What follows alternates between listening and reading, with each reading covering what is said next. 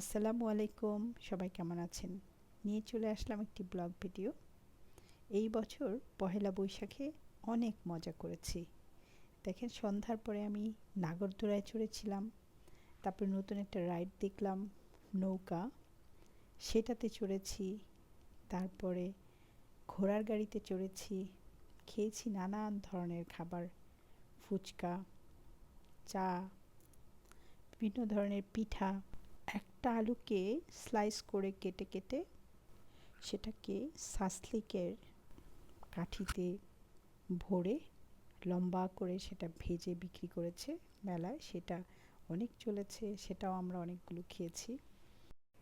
ছোটোবেলায় নাগরদোলায় চড়েছি, সেটা একরকম ফিলিং ছিল। কিন্তু এই বয়সে এসে যখন আমি নাগরদোলায় চড়লাম, বাতাস নৌকায় চড়লাম, ঘোড়ার গাড়িতে চড়লাম, সে আরেকটা রকমের অনুভূতি ফিল হলো। আর এই ফিলিংটা অন্যরকম হবে আমি জানতাম।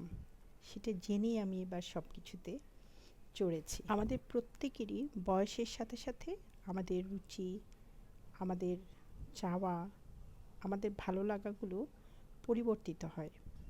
মানুষটা কিন্তু একই থাকে, শুধু বয়স বাড়ার সাথে সাথে কিছু পরিবর্তন আসে সব কিছুতে। যেমন আমি যখন ক্লাস 9-এ পড়ি তখন একবার রবীন্দ্রনাথের শেষের কবিতা পড়েছিলাম, তখন একরকম ফিলিং লেগেছে। তারপরে যখন আমার মাস্টার্স পরীক্ষা হয়ে গেল তখন একবার পড়েছি, সে আরেক রকম ফিল আবার রিসেন্ট আমি সেই শেষের কবিতাটাই পড়েছি, আমি আরেক রকম ফিল করেছি। এইবার যখন আমি মেলায় বাচ্চাদের সাথে সব রাইডে উঠলাম, সব খাবারগুলো খেলাম, অন্যরকম একটা ফিলিং ছিল। ছোটবেলায় খুব থ্রিল কাজ করতো এই জিনিসগুলোতে। আর এখন যখন আমরা কিছু পুরনো জিনিসটা আবার এনজয় করি, তখন আসলে এটা গভীরে ঢুকে এনজয়মেন্টটা আসে। এমনি সময় অনেক ফুচকা খাই, দই ফুচকা, ঝাল ফুচকা, কিন্তু মেলার খাওয়ার ফিলিংটা সত্যি অন্যরকম ছিল। বাচ্চাদেরকে নিয়ে গেছি, আমার হাজব্যান্ড গেছে, আমরা সবাই মিলে সব কিছু খেয়েছি, সব কিছু চড়েছি।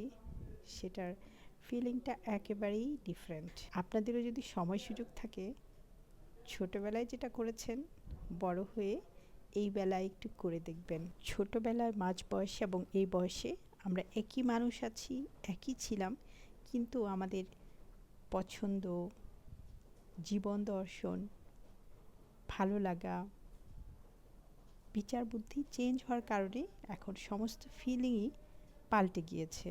আসলে জীবন অনেক সুন্দর, অনেক মধুর। সৃষ্টিকর্তা আমাদের যাকে যা দিয়েছেন তাই নিয়ে আমরা খুশি থাকবো, আলহামদুলিল্লাহ বলবো, অন্যের উপকার করব, অন্যের পিছনে লাগবো না, তাহলেই আরও মধুময় হবে জীবন। লাইক, কমেন্ট, সাবস্ক্রাইব করে সঙ্গেই থাকুন। ধন্যবাদ।